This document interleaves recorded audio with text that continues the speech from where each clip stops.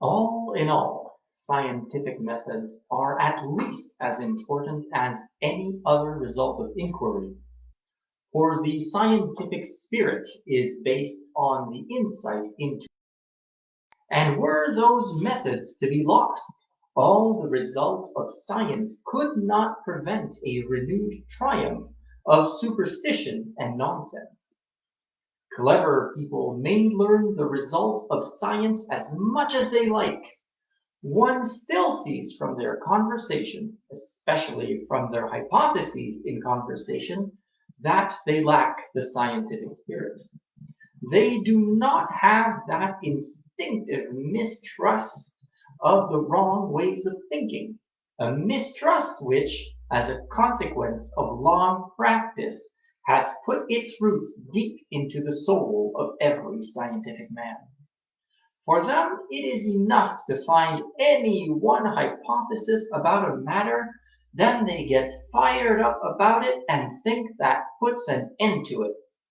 For them, to have an opinion means to get fanatical about it and cherish it in their hearts henceforth as a conviction. If a matter is unexplained, they become excited at the first notion resembling an explanation that enters their brain. This has always the worst consequences, especially in the realm of politics. Therefore, everyone should have come to know at least one science in its essentials. Then he knows what method is and how necessary is the most extreme circumspection. Hi, what I've just read to you is Nietzsche. It's an excerpt from Human, All Too Human. And today's video is going to be about epistemology. Epistemology is a branch of metaphysics, as is ontology. Epistemology is the philosophy of how the brain or the human spirit or how we figure out truth, whereas ontology is what something really is in and of itself. So epistemology has a very big importance when it comes to ontology, especially the ontology of magic. The most successful method of epistemology that we have come up with in our society is by far the scientific method, scientific epistemology. And a lot of people will tell you, no way, science says that science says that magic does not exist. All of this is insane. Why are you even talking about this?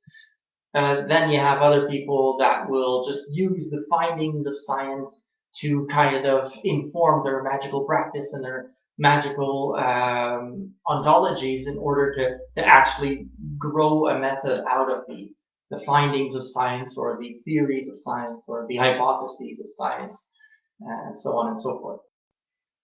So, scientific epistemology being the dominant epistemology in our society has something very interesting to say.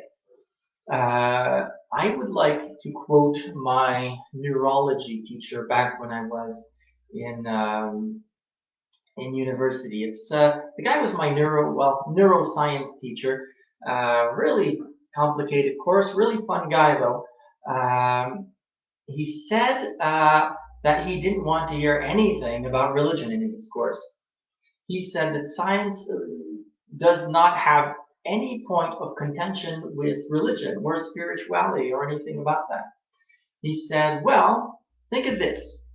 Are you happy because neurotransmitters are being released in the brain? Or are neurotransmitters being released in the brain because you are happy? He said it's the chicken or the egg.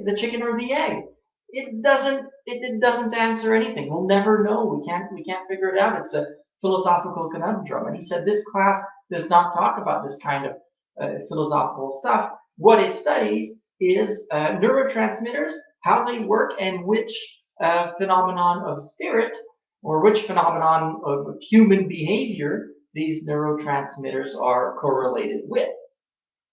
So I found that really interesting. Uh, and it's great to be able to explore that. What does science actually look at? Well, the basic postulate of science is that it has to be observable, has to be quantifiable. You have to be able to verify it and repeat it. It has to be tangible enough so that other people can actually see what's going on and redo it in their own homes. That's how we make sure that one car runs and the other car doesn't explode on you. It's repeatable. It's verifiable. So people who say that science is this religious dogma of materialism, well, no, science doesn't have that as a dogma. It has that as a postulate, an epistemological postulate, meaning that we're going to study what we can see, what we can touch, what we can measure, either with our biological instruments that are inherent to our bodies, or with any instrument that we can make up, that we can invent, that we can patent and sell or whatever. So that being said,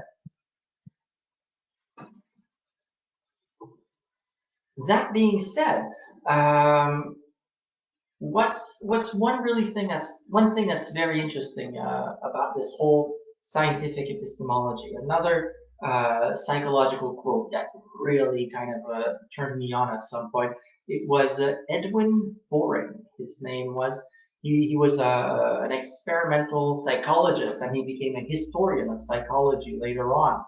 And they came up to him and they asked him, "Well, Mr. Boring, what is intelligence?" And his answer was scathing. He said, "Intelligence is what is measured by intelligence tests." And that I found really interesting because, and I would say that's an old axiom of, I think it was St. Thomas Aquinas, who said something like, the shape of the liquid will always be the shape of the container. Essentially, reality responds according to our method of inquiry. The method of inquiry that we place upon reality will predetermine the kind of answers that we'll get from this same reality. Some people call it instrument bias. I think it was the people talked about that in quantum. I think it was in quantum mechanics. Or the observer bias. The the only information that you can get back from any type of physical or chemical inquiry is going to be based on the machine that you got. To bring this a little bit back closer to magic, I'd like to give another very interesting comparison. Can you use a metal detector to discover where plastic is buried on the ground? Well, you can refine the metal detector as much as you can in order to find specific different densities of soil depending on trace elements of which kinds of metals are where and so on and so forth. And perhaps, finding holes in where metal is, eventually you can come to deduce that something that is not metal is there. But you'll never be completely sure that it is actually plastic that you'll find. So basically what I'm saying about science is that science does not disqualify magic. It doesn't completely say that it doesn't exist. Science will discover everything that it can discover according to the instrument of science, which is its epistemological method. This was addressed in a very, very interesting way by an author I strongly appreciate. He goes by the name of Ramsay Dukes, or his legal name Lionel Snell. And he wrote two books on epistemology. These ones I strongly, strongly recommend that you don't walk, but you run to a bookstore to get those books if you're interested in epistemology and how different kinds of thinking can lead to an understanding of magic. I'm not going to summarize his theories so much, but I will present his books because it's definitely really good on further reading. So the first one, SSOTBME revised, an essay on magic. So he wrote that in the 70s, and he kind of, I think it was in 1998, he revised it and added some chapters and stuff. SSOTBME is an acronym for Sex Secrets of the Black Magicians Exposed. He had this hypothesis back then, I believe, that if you have a crazy title, you'll attract more readers and sell more books. He recently, much more recently, well, I may just check the date that it's published. I think it's, well, not too long ago anyways. What year? Was it 2018 perhaps?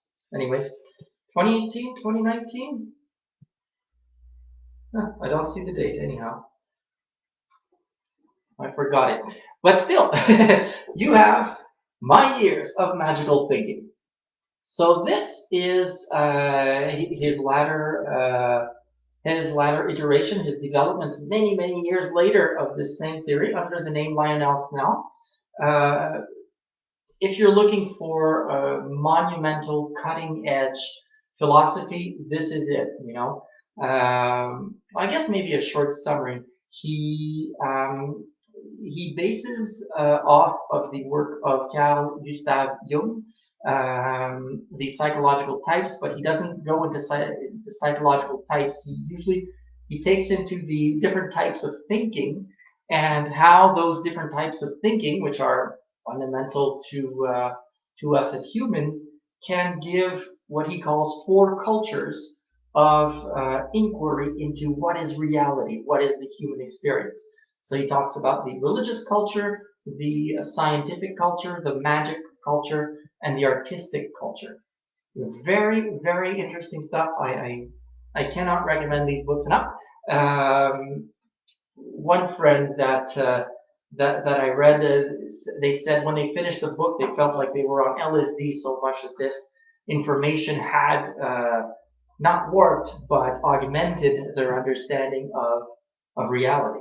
Anyhow, so depends on whether you're LSD friendly or not, I guess.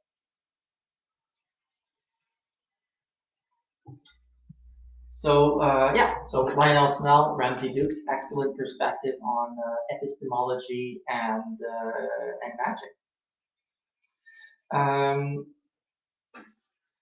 So where was I?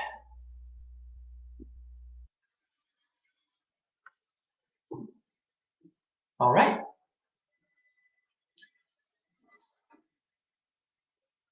Yes.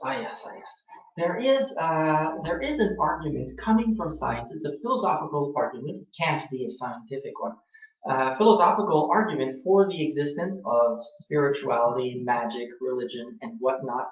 I like to say that it's an argument from structure to function to purpose to phenomenon. So imagine this. We can demonstrate with science how every single aspect of our brain evolved as a response to external stimulus. I mean, our optical lobe comes from basically the fact that there is radiation in the universe that can eventually be interpreted as light. Our temporal lobe, is all about those vibrations in the air, those external stimuli. Same thing with all of our other senses, and from that temporal lobe, that audition, we get eventually a process of sound complex enough to create language, and so on and so forth, all the way to the complexities of our consciousness. Now, all of these things all of the parts of our brain can be traced back to something real, and it stands to reason that everything that the human being experiences comes from something natural, except for magic. Now, I guess that's my point. I'm not really buying that 100% of the brain developed as a response to natural stimuli, but that specific part is fake. Now, of course, science can't prove it, but it stands to reason, or it stands to be inducted that if all the parts of the human psyche are a response or have evolved as a response to external stimuli, then maybe, yeah, spirituality can be said, or it can be argued, that that also is an external stimuli that the human brain had to respond to at some point. Especially the fact that, we humans have very, very complex thinking about it, It's, I think it was, there was a book called Religious Judgment. It was by Ozer and Munder. I guess I should have brought that book in this room. Essentially, it's they postulate, or they come to induce that there is a religious judgment mother structure for this understanding of the universe at large. Very, very interesting book. So, Religious Judgment by Ozer and Munder. It's very psychological though. So it basically looks into religious development. Kind of like you would look at the development of morality with Kohlberg, for example, and it's based on some works by Piaget. Anyways, very interesting book if ever you want to check that out. So that's the idea. But there was something else that I had written that I wanted to share in this video today, which also has to do a little bit with scientific epistemology. At the time, wanted to write it in a kind of like a raw Sterling type of narrative. So please excuse me if it's a little whimsical. So here goes. I'll read this and then I'll give you the point.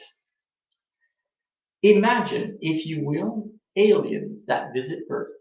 These are not the typical aliens that mutilate cows or that abduct unsuspecting hillbillies for anal probing.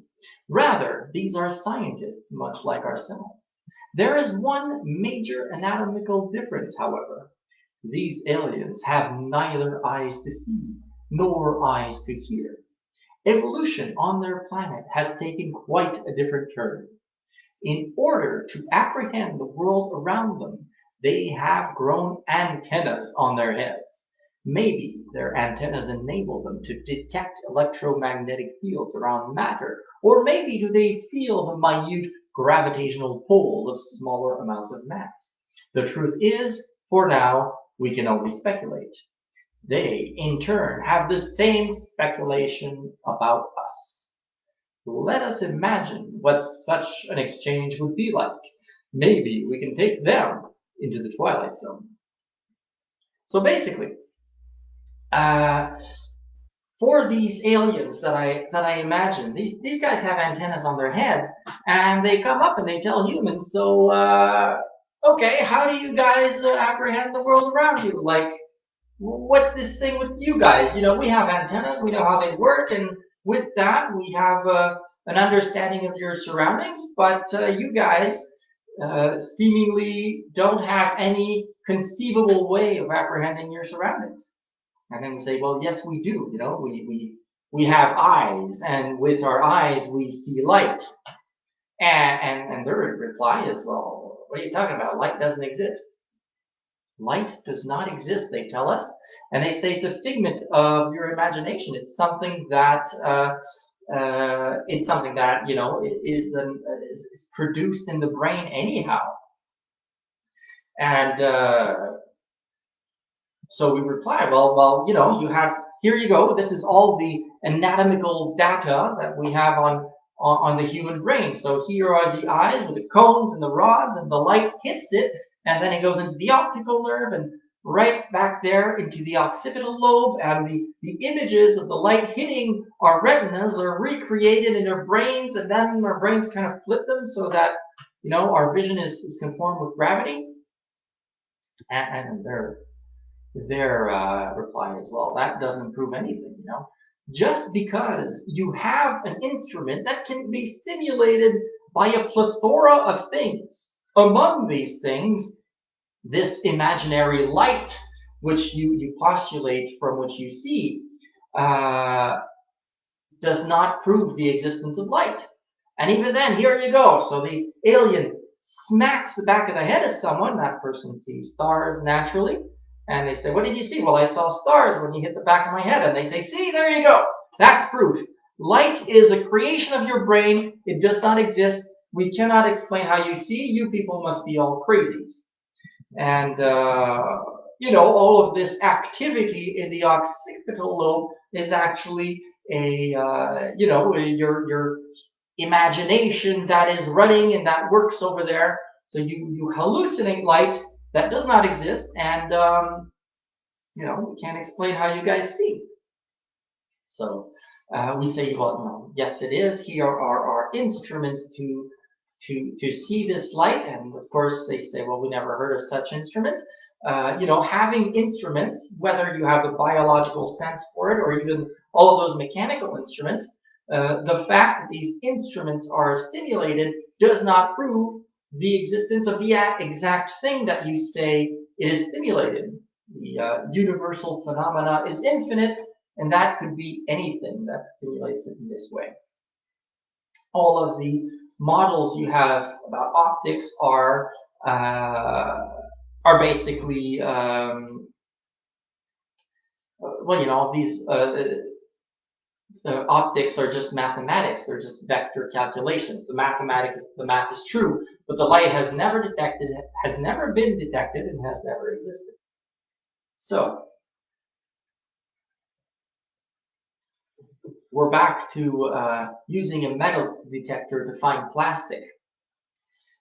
These aliens, they don't have the faculties to see light as we do, and it's quite easy for them to dismiss it, just as much as people coming from a background uniquely of science can dismiss the existence of magic, whatever magic is, or this spiritual reality, or whatever that is, or this higher plane of consciousness, or consciousness itself, or all of that, whatever it is, all of that numen, all of that quote unquote spirit that we occultists have been talking about for, well, the dawn of time. I think it was Clive Barker that wrote, magic is the first and the last religion of the world. And this is a little something in me saying once again that my pet theories, I like to boil it down to, yes, it's the first and last religion of the world, because magic is part of what makes us human. It's part of our humanness. It's part of who we are, or what we are. And the existence of an instrument does not prove that something is being measured as it is. One of the best ways in histories in which that argument was used was against, I think his name was Wilhelm Reich. He was talking about the orgone and the orgone accumulator, or his student, I think it was Alexander Lowen, and his bioenergy theories. And the idea of that is that that argument, it can be used for things that we cannot detect, but it can also be used from an alien point about us that we can detect, but they can't detect. They can use that same philosophical argument against us. So what is real? And at this point, we're going to go to instrument bias.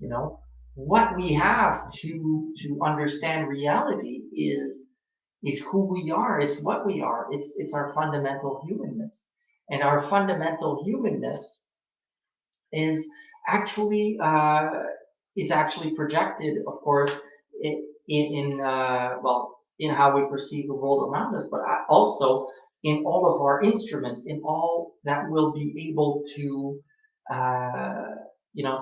detect, and so on and so forth. And this is, I think, is the big importance of the variety of epistemology. Scientific epistemology, I think the more that time goes by, the more it'll be open to He'll be open to those things that it cannot readily detect, that it'll have to be that metal detector that'll have to admit that there is something that we don't know what it is. There are these theories that humans have been having since the dawn of humanity and that we've been reading about since the first writings almost, and that could explain it, but this epistemology kind of sees holes where quote unquote plastics should be. And with this, as science being incredibly important, it's important not to dismiss it. It's important not to basically throw it out. So I'm just reviewing my notes just to make sure I didn't forget anything. I'm doing all of this live with preparation, but I tend to get nervous for some reason in front of a camera, and I kind of lose my spot sometimes. Ah, yes, okay. Okay, so here we go. I think I pretty much said everything I wanted to say. There's one other scientific person that I really do enjoy that I've discovered actually only a few months ago. His name is Mario Beauregard, pronouncing it in French because he is, in fact, a Quebecer. I'm guessing Americans would pronounce it Mario Beauregard, perhaps? Who knows? And what he wrote here is towards a post-materialist psychology, which I think was absolutely brilliant. One of the things that he wrote here is, pardon me, I'm just trying to find the correct place. Scientific materialism still continues to exert substantial influence in the academic world. Quantum mechanics and the numerous lines of converging empirical evidence discussed here in this paper, however, strongly suggest that this inclusive post-materialist conception of the world. The history of science has been marked by a few special moments that were characterized by major conceptual breakthroughs that have been called paradigm shifts or changes. Pivotal paradigm changes include the shift in thinking that A, the earth was flat to the earth being spherical, that B, the sun revolved around the earth to the earth revolving around the sun, that C, matter was solid and fixed, how we conventionally experience it, to matter being mostly empty space and dynamically probabilistic in quantum mechanics. It appears that we are now approaching another crucial paradigm shift, namely the transition from materialist science to post-materialist science. We may be witnessing the end of materialism, at least as originally conceived. Holding great promise for science, this transition may be of vital importance to the evolution of human civilization.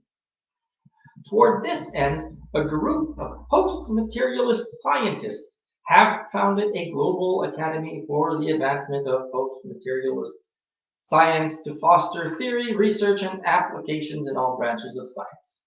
Anyhow, that was the conclusion to the paper. I think I should post a link to that.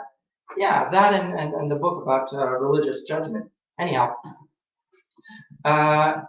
what got me the most in reading this fascinating article where he goes into all sorts of branches of inquiry that have used the scientific method and came up with these holes where materialism couldn't explain it. My impression was, thank you, Captain Obvious, for giving the world this no shit Sherlock moment. I mean, we have literature, once again, spawning from almost the beginning of humanity, evidence of everything, evidence of spirituality since, archaeological evidence spawning since the Neanderthals, those who were supposed to have come before humanity. And here you go, you're saying post-materialist, I once asked someone, do you think one day that, the magic and spirituality will be erased by materialism? And she answered to me, she said, no, It's that same tradition that has been a part, even if all of the books and all of the information and is burnt up and we forget language, that tradition will still move on because it's a part of us. It's a part of our human inheritance. I very much like that, and I agree naturally. And one evidence that I like is the word Kabbalah. We associate Kabbalah with Jewish mysticism. But Kabbalah basically means the tradition.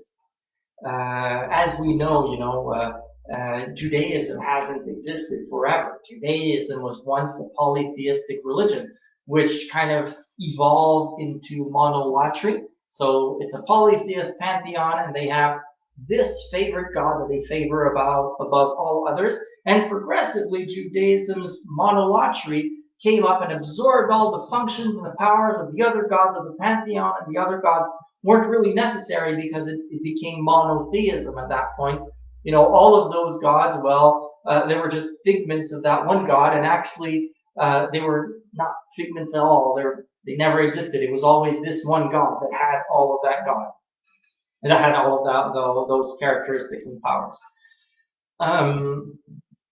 So what came before Judaism?